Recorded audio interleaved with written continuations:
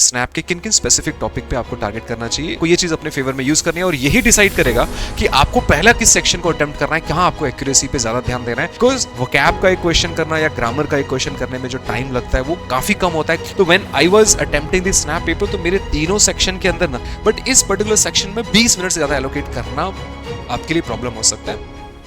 Hello everyone, welcome to Aram Academy. This is Sameer Sadana and in this session today we are going to talk about Snap exam. जो बच्चे इस week में snap का exam देने वाले हैं 6 को, बच्चों राइट, किस तरह से आपको स्नैप के पेपर को अटेम्प्ट करना है, क्या स्कोर आपके लिए सबसे सेफ रहेगा और किस तरह से आप उस स्कोर पे पहुंच सकते हो। टाइम का एलोकेशन क्या होना चाहिए पेपर के अंदर, बिकॉज इस स्नैप में कैट की तरह section wise time limit fix नहीं होता है। आप अपनी मर्जी से अपनी स्ट्रेंथ और वीकनेस के हिसाब से 60 मिनट को तीनों सेक्शन में डिवाइड कर सकते हो। सबसे ज्यादा स्कोरिंग सेक्शन कौन सा हो सकता है, कहां आपको ज्यादा टाइम एलोकेट करना चाहिए, ये सब चीजें हम डिस्कस करेंगे। स्कोर वर्सेस परसेंटाइल की भी बात करेंगे और डिफरेंट सेक्शन में कितने कितने मार्क्स अटेम्प्ट करना, कितने कितने क्वेश्चंस अटेम्प्ट करना आपके लिए सही रहेगा, सो दैट कि आप 99 प्लस परसेंटाइल को क्रॉस करो। उसके बारे में बच्चों हम डिस्कस करते हैं और क्या बेस्ट स्ट्रेटेजी है 60 मिनट को किस तरह से यूटिलाइज करना चाहिए और लास्ट के जो दिन बचे हुए हैं उसमें स्नैप के किन किन स्पेसिफिक टॉपिक पे आपको टारगेट करना चाहिए, वो सारी चीजें बच्चों आज के सेशन में हम डिस्कस करेंगे। राइट, तो पहले तो बच्चों 2024 के पेपर के पैटर्न की बात करते हैं। राइट, 2025 का पैटर्न भी 2024 की तरह ही रहने वाला है। 3 सेक्शन होंगे बच्चों, general English, analytical logical reasoning, quant, DI and data sufficiency. 15 marks यहाँ पे, 15 क्वेश्चन यहाँ पे, 25 क्वेश्चंस 20, हर क्वेश्चन का 1 मार्क है। Now it's very important for you people to know कि अगर मैं वोकैब का एक क्वेश्चन जनरल इंग्लिश में करता हूं और एक क्वांट का एक क्वेश्चन करता हूं, ज्योमेट्री का या ट्रिग्नोमेट्री का या फिर अरिथमेटिक का, तो दोनों में मार्क्स सेम मिलने वाला है। And this is something that you need to use as per your strength and weaknesses, और आपको ये चीज अपने फेवर में यूज करनी है और यही डिसाइड करेगा कि आपको पहला किस सेक्शन को अटेम्प्ट करना है, कहां आपको एक्यूरेसी पे ज्यादा ध्यान देना है, किन स्पेसिफिक टॉपिक को आपको पहले टारगेट करना है और कौन सा सेक्शन सबसे बाद में करना चाहिए। राइट, ठीक है, तो वी नो दैट कि 60 मिनट 60 क्वेश्चंस पर क्वेश्चन, एक नंबर, नेगेटिव मार्किंग 0.25, तीनों सेक्शन में थ्रू आउट सेम रहने वाला है। एक बार 2024 के पेपर के पैटर्न का मैं ओवरऑल लेवल ऑफ डिफिकल्टी अगर मैं आपको बताऊं, तो पहला जो इंग्लिश सेक्शन था वो easy to moderate level of difficulty, analytical logical reasoning भी इजी टू मॉडरेट, और क्वांट जो था वो मॉडरेट से लेंथी आया था बच्चों, इजी नहीं था। इजी के questions, level of difficulty question नहीं थे कि एक क्वेश्चन 30 सेकंड में हो रहा है या 1 मिनट में हो रहा है, ऐसे क्वेश्चंस नहीं थे। मॉडरेट से lengthy level of difficulty, lengthy थे, थोड़ा सा लेवल ऑफ डिफिकल्टी इजी से ऊपर, मतलब मॉडरेट लेवल ऑफ डिफिकल्टी पे था।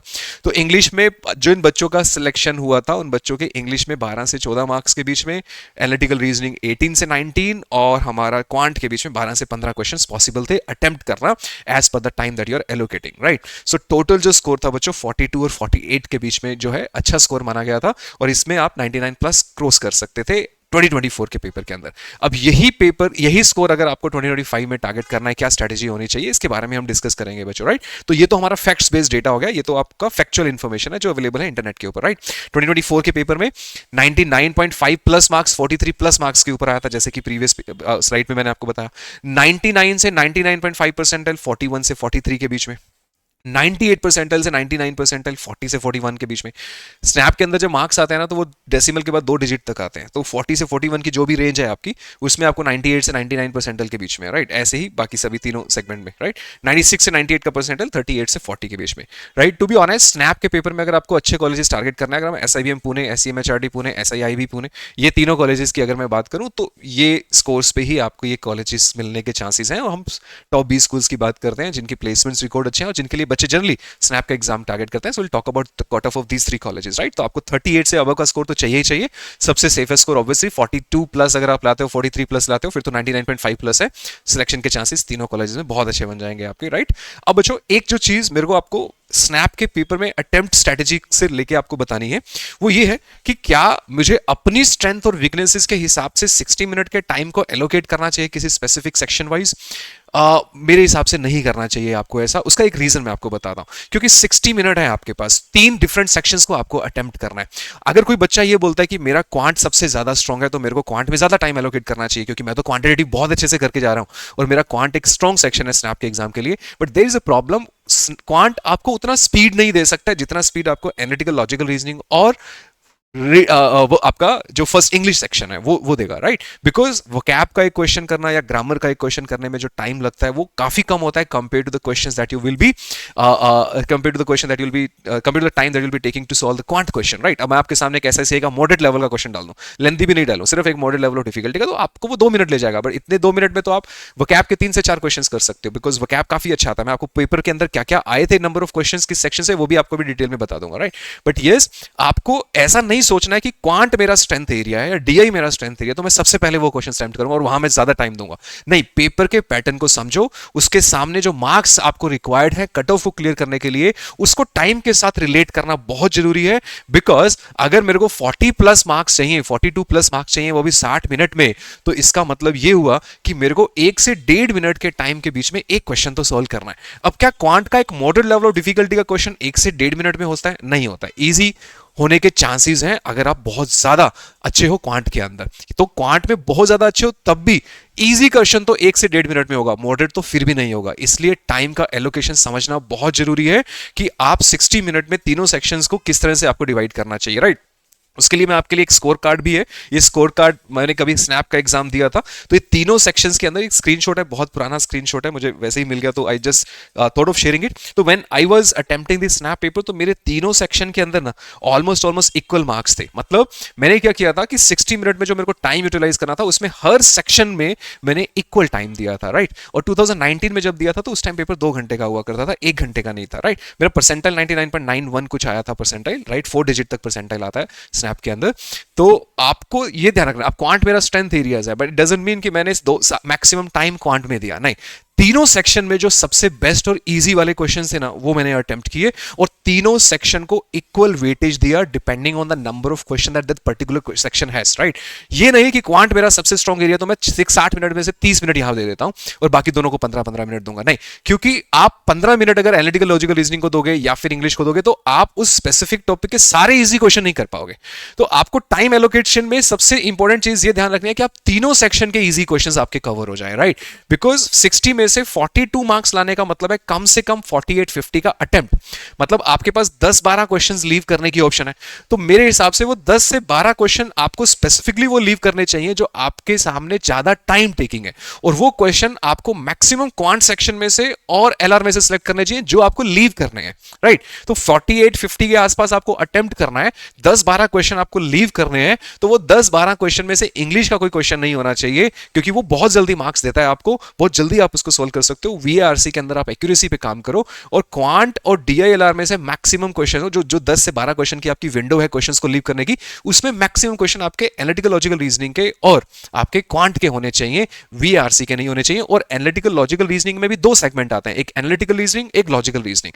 लॉजिकल रीजनिंग में आपके कोडिंग डिकोडिंग डायरेक्शंस ये सब टॉपिक आ गए। एनालिटिकल रीजनिंग में आपके course of action, statement, assumption based questions आ गए, जो कि बेसिकली आपके वर्बल का पार्ट है।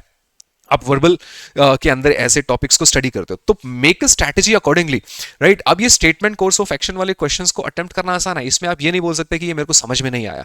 हो सकता है कोडिंग डिकोडिंग क्वेश्चन आपसे सोल्व नहीं हो, या ब्लड रिलेशन क्वेश्चन में आप फंस गए हो, या फिर अगर कोई नॉन वर्बल रीजनिंग का क्वेश्चन आ गया जिसमें फिगर बेस्ड कुछ आपको क्वेश्चन है, नंबर ऑफ फिगर्स काउंट कर रहा है और आपको आइडिया नहीं लग रहा, टाइम ज्यादा लग रहा है आपको, उसमें तो आइडिया लगा कि ये क्वेश्चन मुझसे सॉल्व नहीं हो रहा है। But statement course of action, statement assumption questions, conclusion questions, right, आप इजीली अटेम्प्ट कर सकते हो, they are the part of verbal ability, right. तो ट्राई करो कि उन क्वेश्चंस को आप नहीं लीव करो, 100% एक्यूरेसी के साथ ट्राई करो उन क्वेश्चंस को सोल्व करने का। और जो बाकी के जो 12 क्वेश्चन मैं आपको बोल रहा हूं कि 60 में से 48 अटेम्प्ट करना है और 12 क्वेश्चंस आपको लीव करना है, वो 12 क्वेश्चन का मैक्सिमम पोर्शन आप क्वांट और लॉजिकल रीजनिंग के सेक्शन में से लो, बिकॉज यहां पे टाइम थोड़ा सा आपको ज्यादा लग सकता है। वीआरसी में एक्यूरेसी पे आपको खेलना है, वर्बल एबिलिटी जो कि एनालिटिकल रीजनिंग जो कि आपके सेकंड सेक्शन में आएगा, उसमें भी आपको एक्यूरेसी मेंटेन करके चलनी है बच्चों, राइट। तो तीनों सेक्शन में से मैक्सिमम मार्क्स लेके आओ।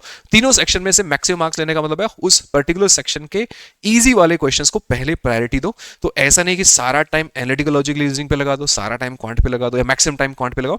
जो टाइम आप एनालिटिकल लॉजिकल रीजनिंग पे लगा रहे हो उसमें हर क्वेश्चन को सोल्व करने की कोशिश मत करो, बेस्ट जो क्वेश्चंस हैं उसमें जो इजीली आपसे सोल्व हो रहे हैं उनको करो। ऐसे ही क्वांट में करो, भले आपका क्वांट स्ट्रेंथ एरियाज है, बट आप वही क्वेश्चन पिक करो जो बहुत फास्ट हो रहे हैं। ऑर्डर जो होना चाहिए आपको सेक्शन तीनों स्नैप के पेपर का अटेम्प्ट करने का, वो क्या होना चाहिए? एक बार जल्दी से स्नैप 2024 का पेपर पैटर्न देख लेते हैं कि जनरल इंग्लिश में जो 15 क्वेश्चन आए थे उसमें वोकैब के 3 क्वेश्चन थे, ग्रामर के 10, fill in the blanks 2। Comprehension था नहीं, तो 15 क्वेश्चंस मेरे हिसाब से आपके ये वाले जो टाइप ऑफ है, जो कैटेगरी ऑफ क्वेश्चन है, वो 10 से 12 मिनट के अंदर इजीली हो सकते हैं, या फिर मैक्सिमम आप 15 मिनट भी लगाओ तो ये 15 मिनट में सारे क्वेश्चन आपके इजीली हो जाएंगे, राइट। और क्वांट की अगर हम बात करें तो क्वांट में अरिथमेटिक के 10 क्वेश्चन थे, नंबर्स के 2 क्वेश्चन, ट्रिग्नोमेट्री का 1, algebra 2, modern math 2, geometry 1, DI 1, puzzle भी इसके अंदर एक आया था। तो टोटल 2024 में जो क्वेश्चन आए थे, तो ये सेक्शन वाइज टॉपिक का डिवीजन है। अब ये आपको बहुत पेपर को अटेम्प्ट करने का जो स्ट्रेटेजी है ना, ये आपको ये भी बताएगा कि मेरे को अभी जो प्रिपरेशन करनी है, राइट, वो किस हिसाब से करनी है, उसमें मेरे को ज्यादा टाइम कहाँ देना है, किस एरियाज में मेरे को स्पीड बिल्डअप करनी चाहिए। बिकॉज अगर मैं क्वांट के अंदर, अब क्वांट एक moderate and lengthy level of difficulty का क्वेश्चन है, राइट, तो अगर हम टाइम का डिवीजन देखें तो आप मैक्सिमम क्वांट के कितने क्वेश्चंस करने वाले हो। 42 मार्क्स के लिए मैंने आपको बताया था कि क्वांट में 12 से 15 मार्क्स जो है वो इजीली अगर आप कर रहे हो तो बहुत अच्छा कर रहे हो, राइट, 12 से 15 के बीच में, राइट। तो कितना टाइम चाहिए आपको 12 से 15, और वो 12 से 15 क्वेश्चंस आपको किस एरियाज में से करने हैं, दैट्स एन इंपॉर्टेंट क्वेश्चन, उसके बारे में हम डिस्कस कर रहे हैं बच्चों। अभी एक बार ये देख लीजिए कि जो 2024 का एनालिटिकल लॉजिकल रीजनिंग का सेक्शन था उसमें सिलॉक्स के 2 क्वेश्चन थे। कंप्लीट द सीरीज जो नंबर और लेटर सीरीज होते हैं उसके 3 क्वेश्चन जो कि बहुत इजी होते हैं, राइट। आप इन क्वेश्चंस को एक मिनट में कर सकते हो। अरेंजमेंट के 2 questions, binary logic 2 question, family tree blood relations related 2 question, clocks के 2, कैलेंडर के 2, फिर कोडिंग डिकोडिंग का भी 1 क्वेश्चन है आपका, राइट। तो टोटल लॉजिकल रीजनिंग सेक्शन की अगर मैं बात करूं तो आपका ये वाला जो पार्ट है, राइट, और ये इसका लेवल ऑफ डिफिकल्टी भी इजी से मॉडरेट ही था बच्चों। इसमें कितने क्वेश्चन है देखो, 2 + 3 5 + 2 7 + 2 9 9 13 15 + 1 16 क्वेश्चंस हैं, राइट। और बाकी क्वेश्चंस आपके ये वर्बल एबिलिटी वाले पार्ट के हो गए, statement course of action, critical reasoning का inference based question, statement assumption based question, cause and effect के बाकी सारे क्वेश्चंस हो गए, राइट। तो अब देखो, अब अगर हम टाइम की बात करें और स्कोर की बात करें, यहाँ पे आपको मार्क्स कितने चाहिए थे परसेंटाइल के लिए, जो लास्ट ईयर बच्चों ने एनालिटिकल लॉजिकल रीजनिंग सेक्शन के अंदर मार्क्स लिए थे बच्चों, राइट, वो कितने मार्क्स हैं देखो, राइट, वो 18 से 19 मार्क्स हैं, राइट। इंग्लिश में 12 से 14 नंबर और क्वांट में 12 से 15, तो इसके अकॉर्डिंग टाइम एलोकेट करना पड़ेगा आपको, राइट।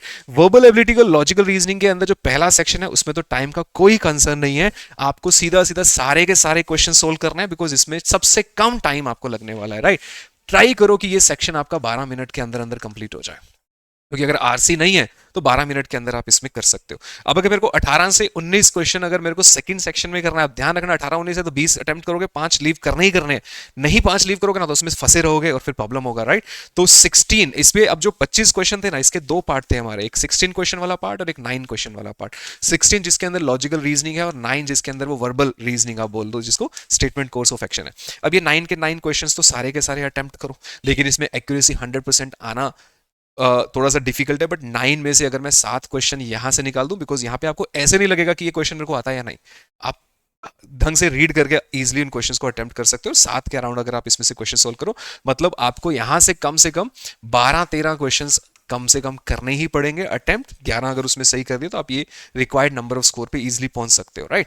तो अब 12-13 क्वेश्चन, अब इन क्वेश्चन का टाइम और इन क्वेश्चन का टाइम सेम नहीं है। यहाँ पे आपको क्वेश्चन रीड करना पड़ेगा, क्वेश्चन में पैटर्न देखना पड़ेगा, कोडिंग डिकोडिंग के क्वेश्चंस में, ब्लड रिलेशन में, राइट, पेन पेपर यूज करना पड़ेगा, स्पीडली क्वेश्चन को सोल्व करना पड़ेगा, और राइट, लेवल ऑफ डिफिकल्टी भी इजी टू मॉडरेट है। तो मेरे हिसाब से आपको ये 12 क्वेश्चन सोल्व करने के लिए ना कम से कम, राइट, 17 से 18 मिनट का टाइम तो कम से कम आपको ये 12 क्वेश्चंस करने के लिए चाहिए। और ये 9 क्वेश्चन है जो कि वर्बल रीजनिंग की तरह है, जिसमें रीड करना है और सॉल्व करना है। तो मेरे हिसाब से ये वाले जो 9 क्वेश्चन है ये 12 मिनट में करो, राइट। तो 18 मिनट यहाँ, 12 मिनट यहाँ, तो मेरे को 30 मिनट का टाइम, राइट, कम से कम यहाँ पे चाहिए बच्चों, राइट, 30 मिनट का टाइम। तो मेरे हिसाब से आपको ये सेक्शन में 30 मिनट देना चाहिए, बिकॉज नंबर ऑफ क्वेश्चन जो आप इस सेक्शन से टारगेट कर रहे होगे वो ज्यादा नंबर ऑफ क्वेश्चन है। अच्छा सर, हो सकता है ये तो लास्ट ईयर के पेपर के पैटर्न के अकॉर्डिंग है, some of you might be thinking कि सर ये और जगह ज्यादा डिफिकल्ट आ गया और ये ज्यादा आसान आ गया, तो भी कोई प्रॉब्लम नहीं है। देखो, आप 60 मिनट में से 30 मिनट यहां दे रहे हो, 12 मिनट यहां दे रहे हो, बाकी बचे हुए 18 मिनट आप यहां पे स्पेंड कर रहे हो। अगर ये इजी आया तो मतलब 1 मिनट पर क्वेश्चन की स्पीड से जा रहा हूं मैं, या 1 मिनट 15 सेकंड की स्पीड से जा रहा हूं, तो भी मेरे 18 मिनट के अंदर 15 क्वेश्चन हो जाएंगे, राइट। 12 से 15 क्वेश्चन तब भी हो जाएंगे मेरे, राइट। और 20 में से क्वांट के 12 से 15 क्वेश्चन करना, राइट, कोई बड़ी बात नहीं है। अगर इजी आएगा तो हो जाएगा, और अगर डिफिकल्ट आया तो 18 मिनट के अंदर अगर मैं यहां पे 10 क्वेश्चन के आसपास भी कर रहा हूं तो भी चलेगा, कोई प्रॉब्लम नहीं है, राइट। लेकिन आप 20 में से 20 क्वेश्चन क्वांट के टारगेट नहीं कर सकते, ये एक फैक्ट है, राइट। इसको अगर आप अननेसेसरली ज्यादा टाइम देके 20 के 20 क्वेश्चन टारगेट करोगे, यहां पे जिस स्पीड से आपको सेकंड सेक्शन में क्वेश्चन मिलेंगे ना, उससे कम स्पीड में ही आपको यहां पे क्वेश्चंस मिलने वाले हैं। तो ये कंफर्म है, पिछले कई सालों का पैटर्न है। Try maximising your score in these 2 section, और इसमें 18 मिनट मेरे हिसाब से आपको देना चाहिए, 30 यहां पे और 12 मिनट यहां पे। 1-2 मिनट का वेरिएशन चलेगा, कोई प्रॉब्लम नहीं है। 28 करके यहां पे 20 कर दो, कोई प्रॉब्लम नहीं। आपको लग रहा है कि क्वांट ज्यादा इजी है तो 2 मिनट यहां उठा दो। अगर यहाँ पे ज्यादा क्वेश्चन नहीं हो रहे तो कम क्वेश्चंस थोड़े से 2-3 मिनट कम करके यहाँ पे डाल सकते हो आप, राइट। बट इस पर्टिकुलर सेक्शन में 20 मिनट से ज्यादा एलोकेट करना आपके लिए प्रॉब्लम हो सकता है। मेरे हिसाब से ये तीनों सेक्शंस में सभी, इसमें आप ये मेक श्योर कर लोगे कि क्वांट के जो हाईएस्ट स्कोरिंग क्वेश्चंस हैं जो मतलब देख के क्वेश्चन हो रहे हैं वो आपके 18 मिनट में डेफिनेटली मिस नहीं हो रहे हैं। मतलब मैक्सिमम पॉसिबल स्कोर जो हो सकता है वो 18 मिनट में अचीव किया जा सकता है क्वांट के सेक्शन में, राइट। सारे क्वेश्चंस टारगेट करोगे तो फिर आपको मार्क्स तो एक ही मिलने वाला है क्वांट सेक्शन में, तो फिर आपका ओवरऑल कट ऑफ क्लियर नहीं होने वाला, राइट। तो तीनों सेक्शंस 100% राइट आपको देना है तीनों सेक्शंस के अंदर, और सिलेक्शन ऑफ क्वेश्चन और रिजेक्शन ऑफ क्वेश्चन भी मैटर करेगा, एनालिटिकल लॉजिकल रीजनिंग और आपके क्वांट सेक्शन के अंदर 5 यहां से लीव करने की ट्राई करो, और कम से कम नहीं तो 6-7 क्वेश्चन आप यहां भी लीव करो, बिकॉज अगर यहां लीव नहीं करोगे ना क्वेश्चंस को, राइट, तो फिर वो इजी वाले क्वेश्चंस दिखने मुश्किल हो जाएंगे और टाइम ज्यादा इन्वेस्ट कर दोगे आप थर्ड सेक्शन में। 18 मिनट के अंदर मैक्सिमम 12 स्कोर करना है, तो 7-8 क्वेश्चन आराम से छोड़ सकते हो इस पर्टिकुलर सेक्शन में, और सिलेक्शन ऑफ क्वेश्चन भी मैटर करेगा आपके क्वांट के सेक्शन में। That's how you should be targeting a score between 42 and 48, right, depending upon कि आप किस स्पीड को पकड़ रहे हो उसके अंदर, राइट, ठीक है। टॉपिक वाइज अगर हम एक बार बात करें तो बच्चों what you guys can do is, आपके पास ये जो टॉपिक है, ठीक है, इन टॉपिक्स को, राइट, ये क्वांट के सारे टॉपिक्स हैं, तो अपनी प्रिपरेशन को आपको अकॉर्डिंगली इसकी डिफाइन करना है कि अगर मेरे को 12 से 15 क्वेश्चन अगर यहाँ पे टारगेट करने हैं 12 से 15, तो आप देख सकते हो कि अरिथमेटिक सबसे सेफेस्ट बेट है, अरिथमेटिक सारा करके जाना ही जाना है। बहुत बच्चे बहुत ज्यादा टाइम एलोकेट कर देते हैं मॉडर्न मैथ के अंदर, but you see that 2 he question है, तो अरिथमेटिक अगर आपका अच्छे से हो गया तब आप ये मॉडर्न मैथ जैसा topic, DI I am sure आपके बेसिक्स कैट में उतने तो अच्छे से किए ही होंगे कि आप बेसिक डीआई कर लो या फिर पजल्स कर लो, राइट, या फिर ट्रिग्नोमेट्री जैसा आप नया टॉपिक एक क्वेश्चन के लिए आप पिक करोगे तो सेंस नहीं बनाता है, बट जैट के लिए अगर आप पढ़ रहे हो तो ठीक है चलेगा, बेसिक्स अगर आपको आते हैं तो चलेगा, बट एक क्वेश्चन के लिए आपको क्या वो एफर्ट डालना चाहिए। नंबर्स के यहाँ पे 2 क्वेश्चन, तो सबसे सेफेस्ट बेस्ट जो मुझे समझ में आ रही है वो है अरिथमेटिक, राइट, प्लस अलजेब्रा के भी 2 क्वेश्चन है, वो आपने क्वांट के लिए पढ़ा ही होगा, नंबर्स भी मतलब आपने जो क्वांट के लिए पढ़ रखा है ना ऑलरेडी कैट के लिए, वो सफिशिएंट है, वो आपको उसी को अच्छे से कर लोगे तब भी आपके इतने नंबर ऑफ क्वेश्चंस हो जाएंगे। एक क्वेश्चन अब बच्चे क्या करेंगे ना कि एक, क्योंकि ट्रिग्नोमेट्री का एक क्वेश्चन आया तो अब एक हफ्ता पूरा ट्रिग्नोमेट्री पढ़ने में लगा देंगे, ये वेस्ट ऑफ टाइम हो जाएगा। आपके ऑलरेडी बेसिक्स क्लियर है, रिवाइज कर सकते हो, बट फ्रेश ट्रिग्नोमेट्री पढ़ना स्नैप के लिए वो भी एक क्वेश्चन के लिए डजंट मेक सेंस। 2 भी आ गए तो भी क्या करोगे, क्वेश्चन तो मेरे को 12 से 15 ही करने हैं ना, ये आपको ऑलरेडी आता है, ज्योमेट्री के बेसिक्स आपको ऑलरेडी आते हैं, ज्योमेट्री में एक ही क्वेश्चन आया था, तो उसके अकॉर्डिंग आपको डिसीजन लेना है कि अभी मेरे को कौन कौन से सेक्शन पे ज्यादा ध्यान देना है, ठीक है। ये टॉपिक आप सारे करके जाओ, एनालिटिकल लॉजिकल रीजनिंग पूरा करके जाओ, कोई दिक्कत नहीं है, क्यों, क्योंकि ये इतने टॉपिक आसान है ना कि आप 30-30 40-40 मिनट के अंदर इन चैप्टर्स को कंप्लीट कर सकते हो। वेरिएशन नहीं है बहुत ज्यादा क्वेश्चंस के अंदर, राइट, जैसे क्वांट के अंदर क्वेश्चंस में होता है कि ऐसा को ऐसा ही समझने के लिए पूरा थ्योरी अच्छे से पढ़ना पड़ेगा और नए नए टाइप के क्वेश्चंस करने पड़ेंगे। ये वैसा कैटेगरी ऑफ क्वेश्चंस नहीं है, सिलॉक्स का बेसिक्स आप 30 मिनट में समझ सकते हो। कंप्लीट द सीरीज का कोई बेसिक ही नहीं है, प्रैक्टिस करना है, नंबर सीरीज, लेटर सीरीज, ऐसी अरेंजमेंट आपने ऑलरेडी कैट में बहुत पढ़ रखा है।